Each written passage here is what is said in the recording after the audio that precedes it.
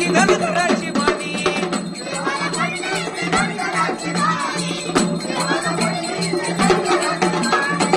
ऐकून घेता नारदाच्या मुखी वाणी देवाला पटली ती धनगराची वाणी